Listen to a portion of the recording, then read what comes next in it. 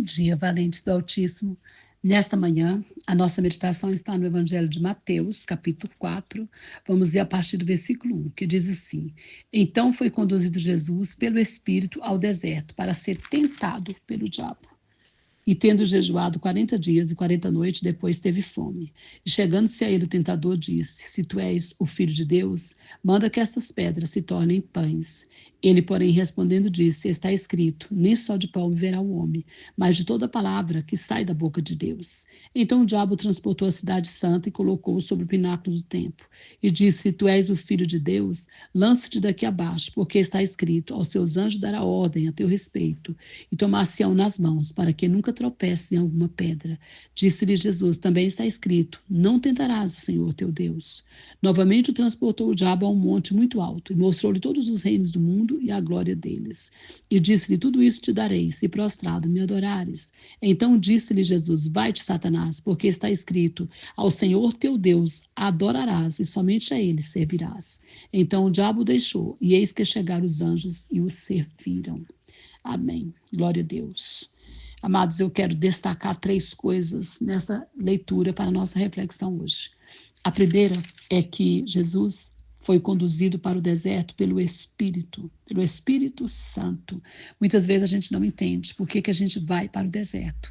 E a primeira impressão que a gente tem é que é o diabo que nos leva para o deserto, mas aqui fala claramente que foi o Espírito que conduziu o Senhor para o deserto, para que ele fosse tentado.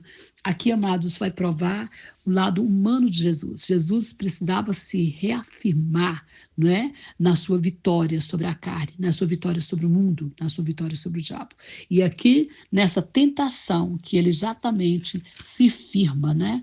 Como esse realmente filho de Deus. Esse é o primeiro ponto. Nós precisamos entender que o diabo, ele sempre vai nos tentar, mas com a permissão do Senhor. E o que ele quer é que nós possamos, como Jesus, vencer essa tentação. Sermos fortes no Senhor para vencer a tentação, porque ele sempre nos dá um escape. O segundo ponto que me chama a atenção é que o inimigo ele vem aqui no momento de fragilidade, né? Jesus tinha jejuado 40 dias e 40 noites e estava com fome. Então ele chega aqui e já começa a falar: se tu és o Filho de Deus, manda que essas pedras se tornem pães. Então ele tenta Jesus, né?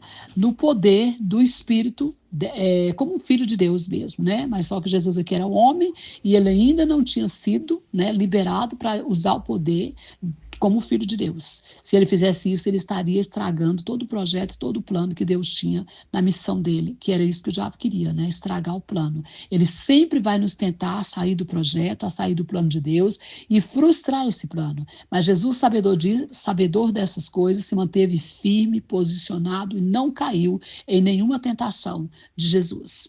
E o terceiro ponto que me chama a atenção também é que o inimigo ele vem tentar Jesus sempre falando, né? Se tu és o filho de Deus, se tu és o filho de Deus, ou seja, o inimigo sempre vem nos tentar na nossa identidade.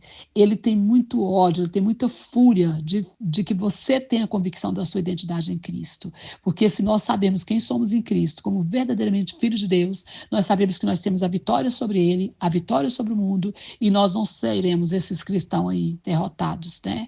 Nós seremos aquele realmente pessoa firmada no propósito, que sabe o que está fazendo e que sabe que tem como Pai o Senhor Todo-Poderoso. Então, realmente é importantíssimo que a gente tenha convicção de quem somos em Deus, em Cristo. E aqui o inimigo vem tentar dessa forma. E ele também vem nos tentar, tentando sempre nos roubar essa identidade. E como nunca a gente tem percebido isso, como o inimigo tem tentado roubar a identidade das pessoas, dos homens, né? Cada vez mais temos visto homens afeminados, homens passivos, homens sem liderança, e as mulheres também, fora dos seus papéis, né?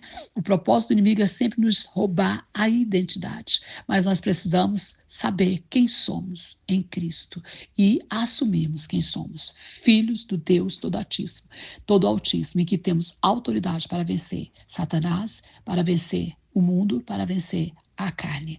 Amém? Que ele te abençoe, Senhor, que ele abençoe sua família, que ele abençoe o Brasil e as nações. Pastora Bênia, Goiânia, Goiás.